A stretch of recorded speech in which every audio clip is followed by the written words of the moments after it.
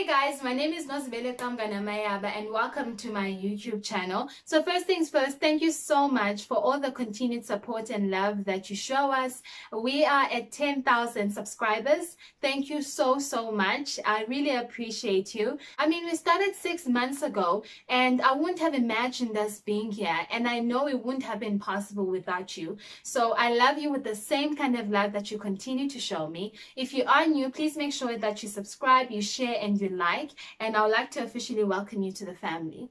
So today we are addressing yet another topic. I get several messages on social media, and I often observe how most of the questions that I get are centered around HIV, relationships, and disclosure. Some people reach out to me and say, you know, Nozi, I am living with HIV, but I'm scared to start a relationship. I'm scared to disclose to my partner that I'm HIV positive. I'm scared of rejection. I don't think I'll be able to handle it again. So what advice could you give me in terms of disclosing my HIV status to a potential partner? Others often ask the question of, is it necessary that I disclose my HIV status to a partner? Isn't it enough that we're practicing safe sex? Or in a case where you both don't know your HIV statuses, you have not gone for an HIV test, others are like, well, I kind of want to let it roll over, like wait it out for a couple of months, a couple of years, and see thereafter if it comes up, how will I deal with it? So this is what I want to address in this video. Before we start, I just want to say though that I am fully aware that I am speaking from a point of view of privilege. When it comes to this topic, I realize that I have not experienced any kind of rejection when I've had to disclose my HIV status to someone, whether it's to friends, whether it's to family, whether it was to my husband. I remember specifically, I met my husband in 2016 and I disclosed to him a month after we met. We were still talking on email. He was still asking me out.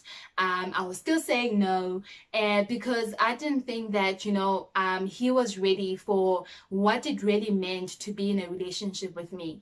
So the more I pushed him, the more like I felt like he was, you know, pushing forward that no, we should really start a relationship.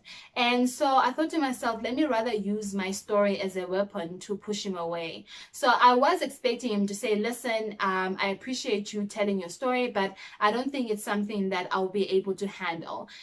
Thank you, it was nice knowing you, and I do not want to see you again. But instead, when I told him the story, he embraced it. His intentions never changed. He still wanted a relationship with me, and 4 years later we are married, and here we are now.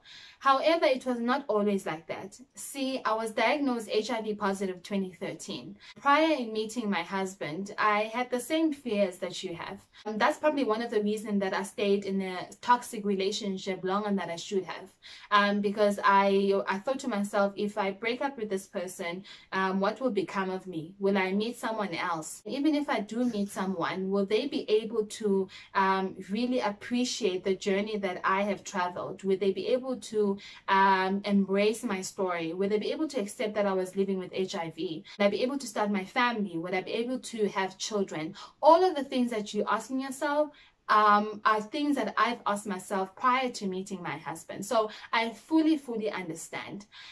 When it comes to disclosure, I always say is very personal. It varies from one person to the next. But for me, it always starts with you. I always, you know, when I engage with people in relation to this topic, I always ask them a couple of questions. I always ask them, why do you want to disclose? What kind of outcome do you anticipate from the other person? Are you looking for validation from that person? Do you want them to feel sorry for you? And if you don't get that, what will that mean for you?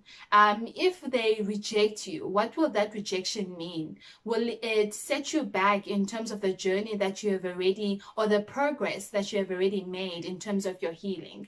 And one of the most important questions that I often ask when it comes to this topic is, have you actually disclosed to yourself? It's one question that we sometimes underestimate. Before you even disclose to someone else, have you come to terms with the fact that you are living with HIV?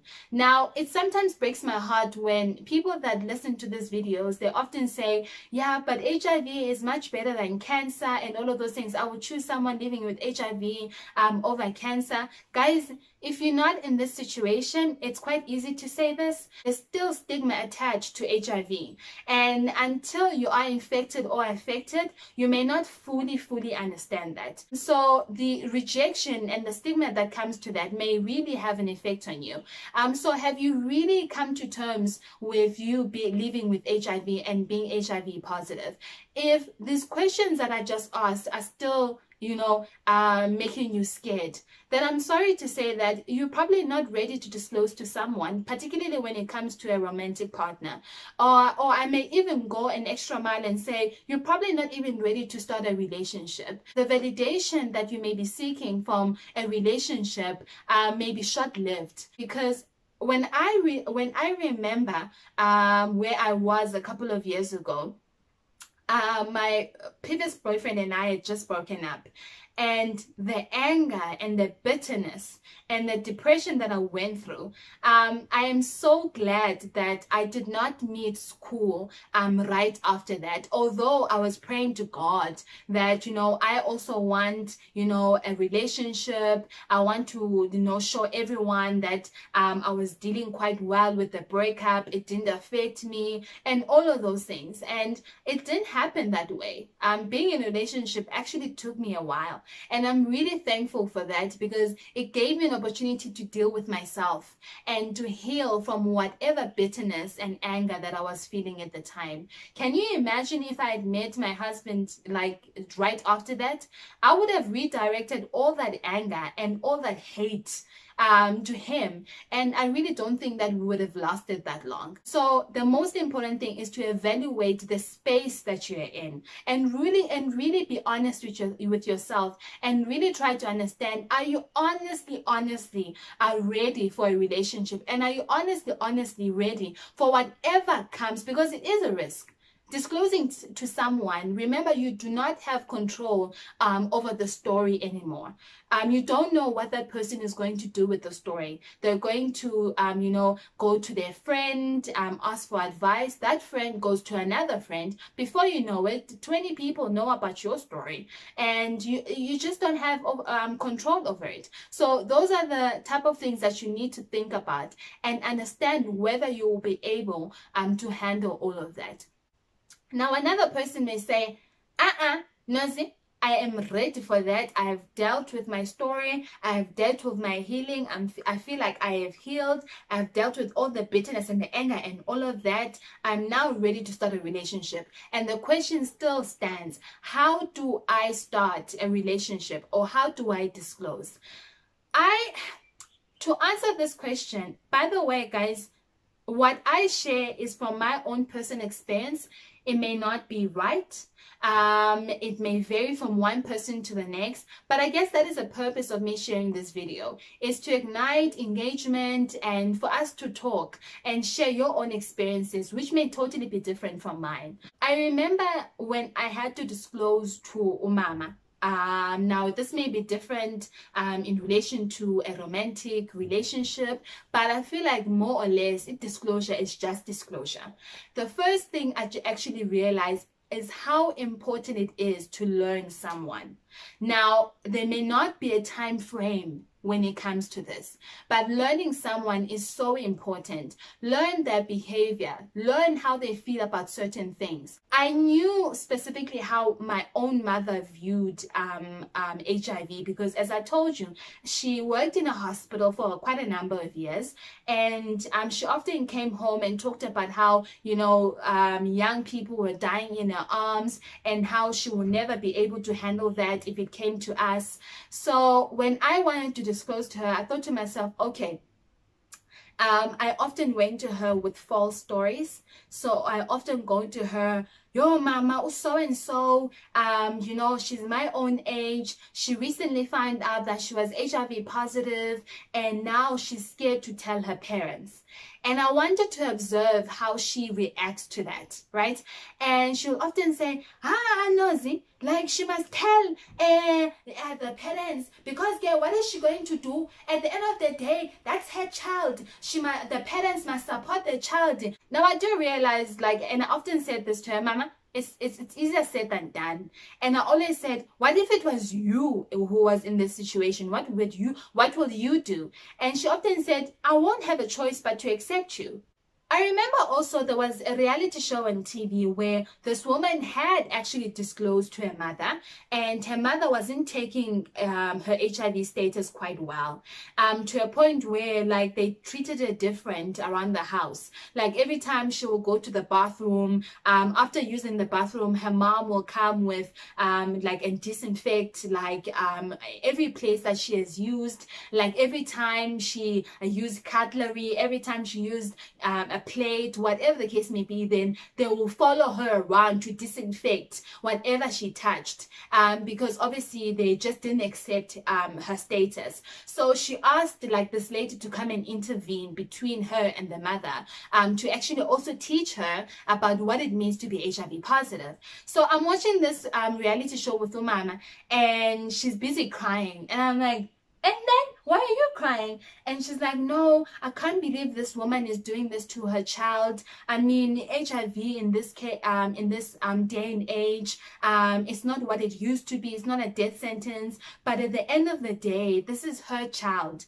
She should support her child no matter what.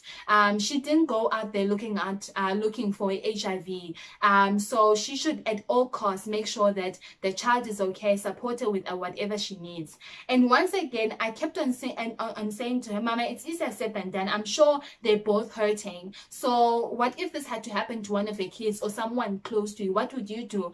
And she said to me, Nozi, it didn't matter. It will still be the same thing. So at the back of my mind, I always knew how Ma felt about all of this.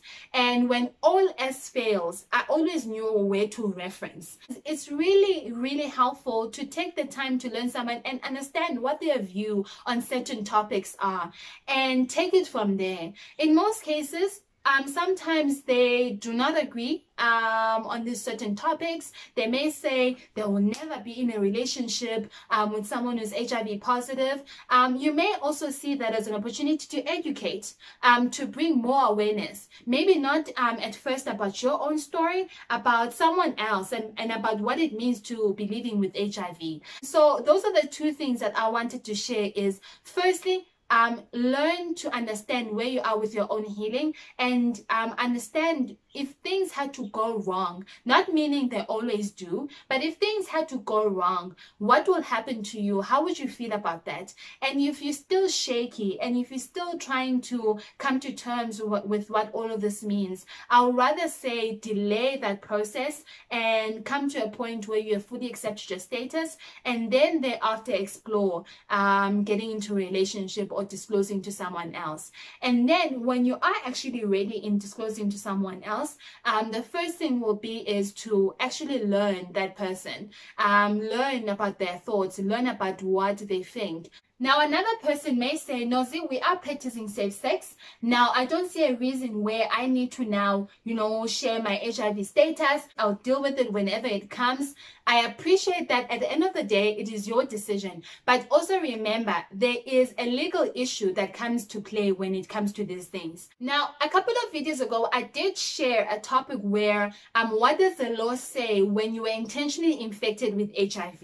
Now, in this case, it may not even be a matter of you infected someone. Someone may sue you and say that you did, intentionally expose them to HIV, although you did not infect them. But the fact that you did not disclose can be legal grounds for you to get sued. As I always say, there is a risk with everything. That is why you have to weigh all your options and choose what is best for you. I'm not here to tell you once again what to do and what not to do, but at the end of the day, you are the one that is going to make the final decision. decision. So I'm really hoping that this has been really helpful, and until next time where we're covering yet another topic, please make sure once again, if you are new, you subscribe, you share and like, and I'll see you guys next time.